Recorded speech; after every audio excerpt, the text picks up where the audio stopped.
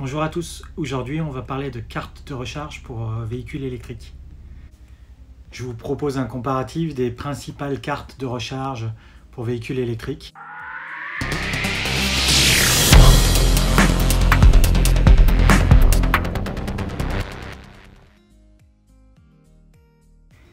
Pour commencer, si tu n'es pas encore abonné à ma chaîne, je t'invite à le faire. Si tu te sens l'âme d'un lead user, c'est-à-dire un utilisateur précoce à l'avant-garde d'une tendance, si tu te sens concerné par le réchauffement climatique et que tu veux contribuer à une transition écologique plus rapide avec l'innovation qu'est le véhicule électrique, tu es au bon endroit. Abonne-toi et partageons ensemble. Recharger son véhicule électrique sur une borne de recharge n'est pas encore une chose aussi simple que passer à la pompe, malheureusement. Et donc pour les personnes qui veulent faire des longs trajets, par exemple pour partir en vacances ou autre, donc pour un long trajet, il va falloir s'équiper d'une carte de recharge pour pouvoir accéder aux différentes bornes de recharge qui sont présentes sur le territoire français et en Europe. En effet, la plupart des bornes de recharge électriques ne possèdent pas de lecteur de carte bancaire. Donc il faut utiliser soit ces cartes de recharge, soit leur application mobile. Je vous explique ça tout de suite.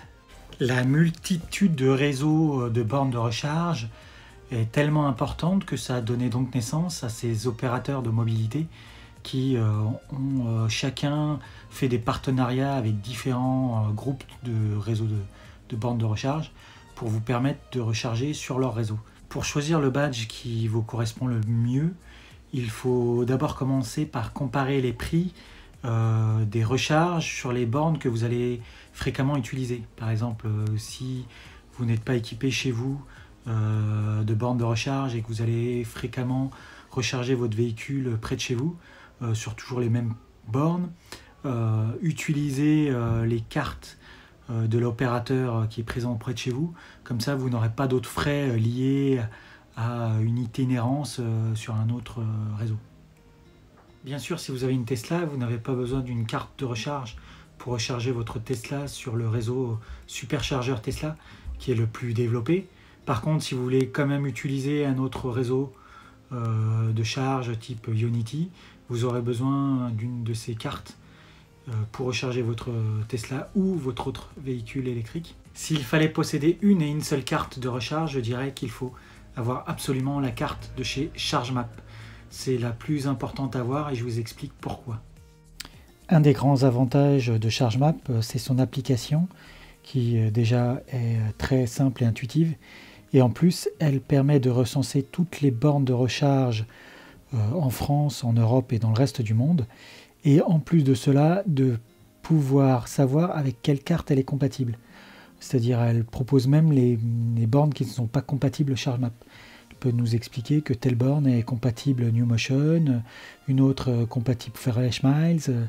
Bon, bref, elle recense toutes les bornes et les cartes qui sont compatibles avec cette borne. Elle possède également une communauté, c'est-à-dire vous pouvez renseigner si une borne est en panne, fonctionnelle, si vous êtes en train de charger. Donc tout ça est visible et permet donc de voir l'état du réseau et des bornes de recharge. En plus, elle possède une assistance.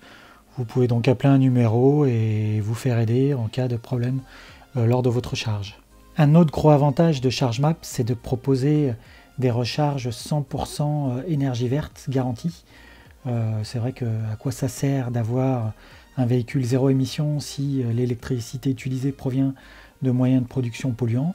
Donc ChargeMap s'engage à injecter une énergie garantie à 100% d'origine solaire et éolienne. Et donc il réinjecte l'équivalent de l'énergie totale consommée par les utilisateurs du pass en énergie verte.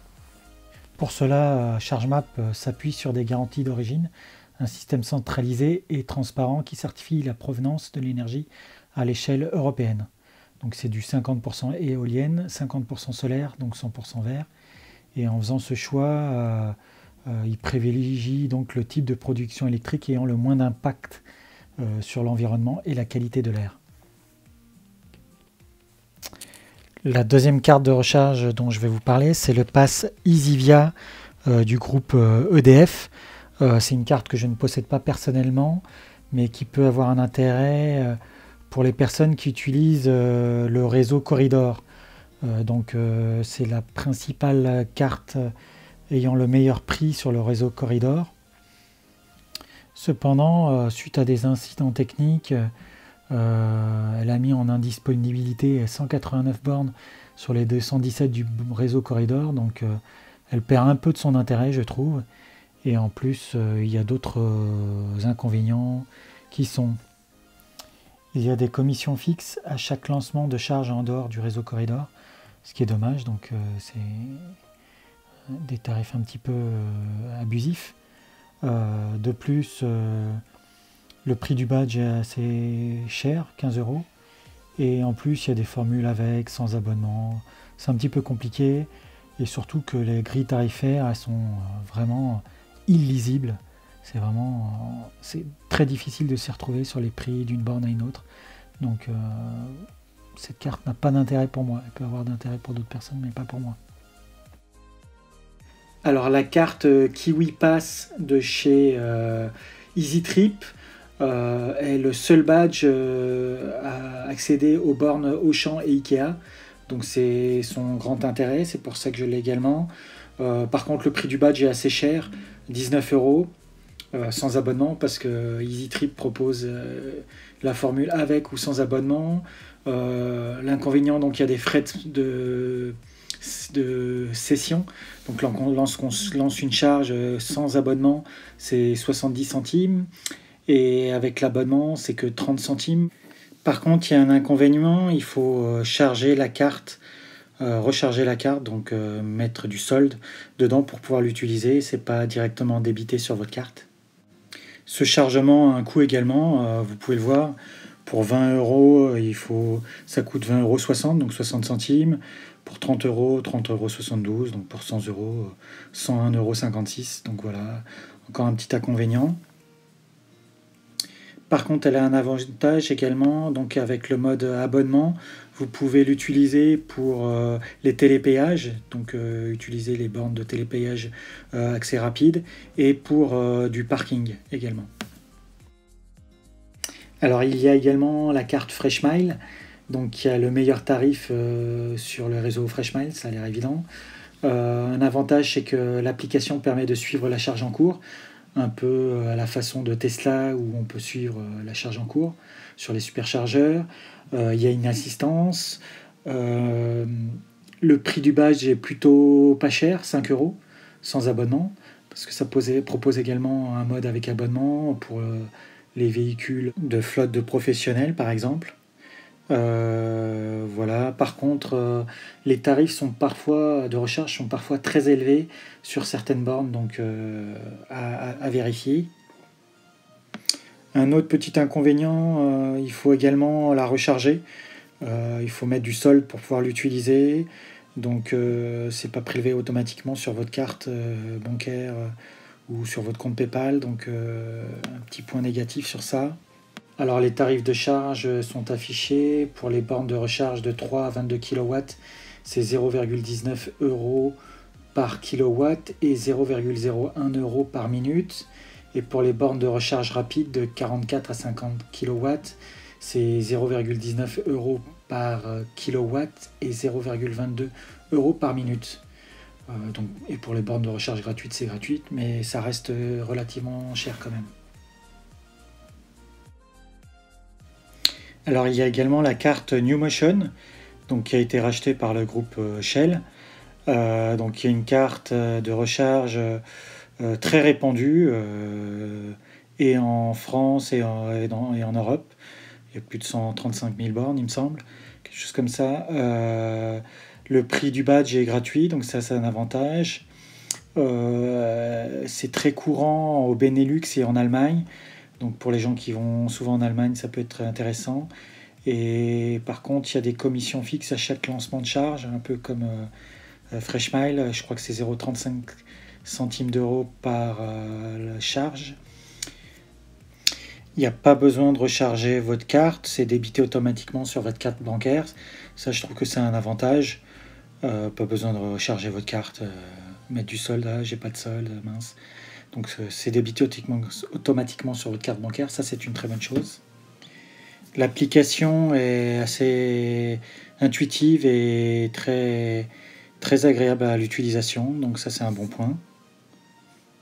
Ça vous donne par exemple une estimation du coût de charge de 20 à 80%, un peu au mode de l'application ChargeMap, qui est donc la référence pour l'application et l'utilisation. Mais donc NewMotion, c'est une très bonne carte également, avec beaucoup de bornes accessibles.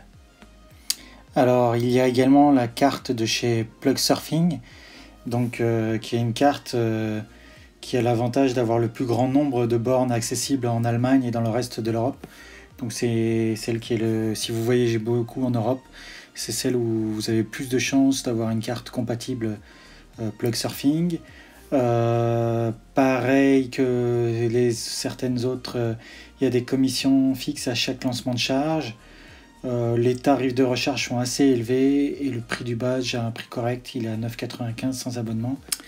Alors avantage, pas besoin de recharger votre carte, donc mettre du solde sur cette carte. C'est débité automatiquement soit sur votre carte bleue, soit sur PayPal.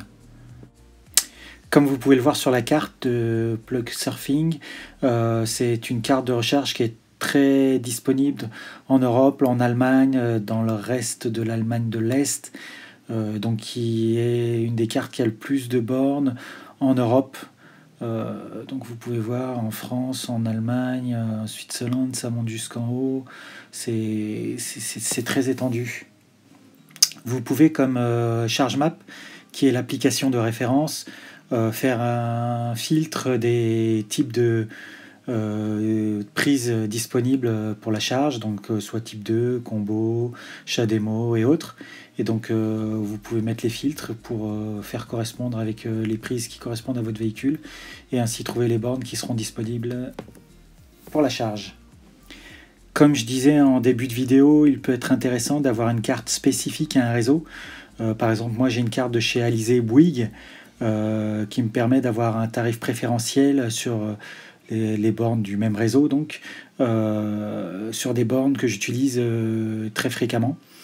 Et donc avec cette carte, j'ai quelque chose comme 2 € de l'heure pour du 22 kWh et quelque chose comme du 5 € de l'heure pour du 50 kWh. Donc c'est des très bons tarifs, je trouve. Donc il y a un tarif préférentiel pour ceux qui sont donc abonnés à Alizé Bouygues, qui ont donc la carte et qui vous permet, par exemple en région parisienne, il y a beaucoup de villes qui sont concernées, et un petit peu également dans le reste de la France.